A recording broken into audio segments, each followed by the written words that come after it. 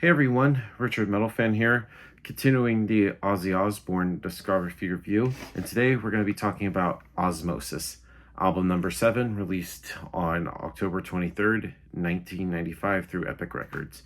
Now, let's go back a few years to 1991 with his previous album, No More Tears. It was around that time in 1991, Ozzy said that he was going to retire from music, which we later found out that was total bullshit. Uh, but then eventually he pretty much came out of retirement, and then here we are in 1995 with the release of his 7th album, Ozzmosis.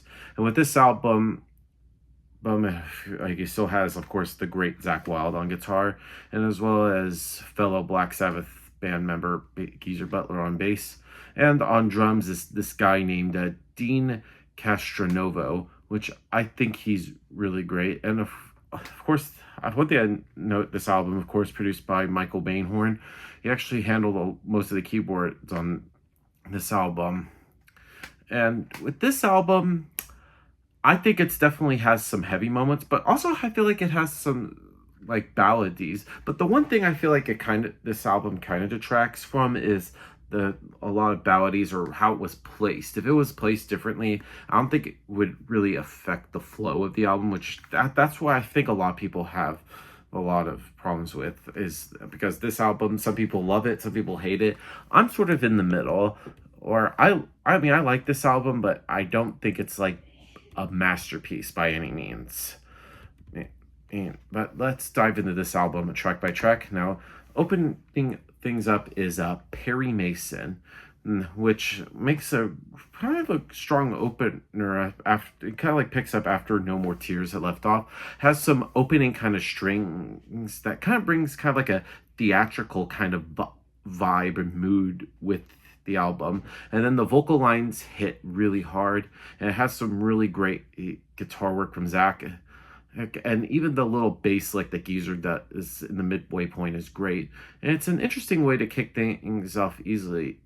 But I think this is like one of the best songs against Ozzy had done since after he retired, so to speak.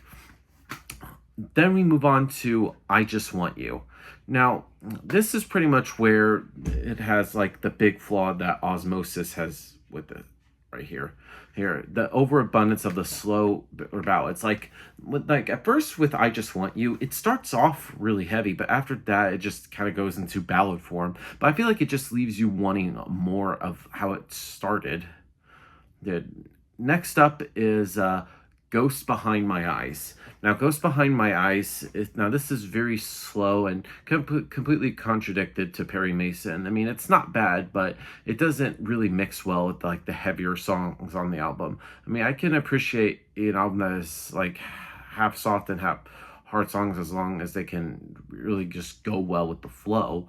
Oh, but I feel like it's not the case with Ozzmosis. I feel like the slower songs kind of mess up the flow with the pretty much rockin' album. Thunder Underground is up next. Now this gives you another taste of heavy music, has some very heavy yet kind of quiet riffs throughout. I mean, this song isn't fast-paced, but it's still decently heavy. See You on the Other Side. Now this is yet another song that has a ballad. And just like, but what this thing I thought was interesting with See You on the Other Side is the opening drum and bass riffs. It kind of reminds me of like something from like the Doom video game. I mean, it doesn't really affect how much I like this song, but I just thought I'd just say it right there. Next song on the album is called Tomorrow.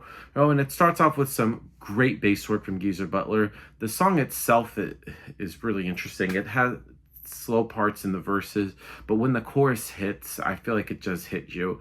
And then the chorus is a heavy work for every member of the band, from Ozzy to Zakk to Geezer to even Dean on the drums.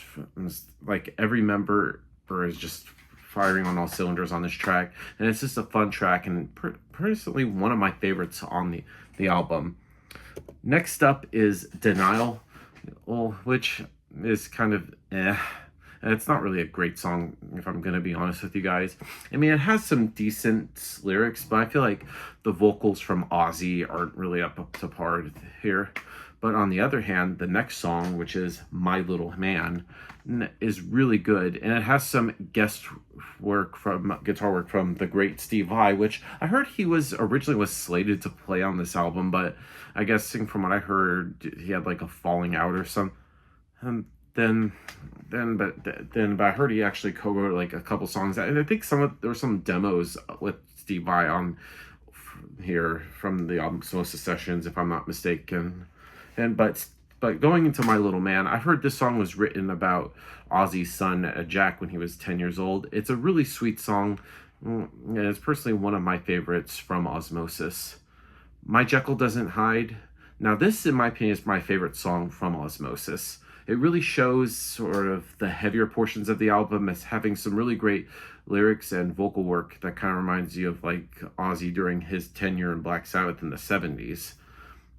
And then we close things out with Old LA Night. Now this is the song that I just really do not like on here, kind of similar to like Denial. I just feel like it just breaks sort of like the boundaries on how slow an Ozzy song could be. I mean, it's just me though. It's just this song, I just feel like it's just a weak way to end the album. Overall, Ozzmosis by Ozzy Osbourne is a decent album. I really think they should have just cut back with the ballads and just make it just a rockin' album. So I'll give this album a score. I'm going to give Ozzmosis by Ozzy Osbourne a 7 out of 10. So that's my review of the album, guys. Let me know in the comments what you guys think about it, and I'll see you all in the next video. And as always, keep it metal.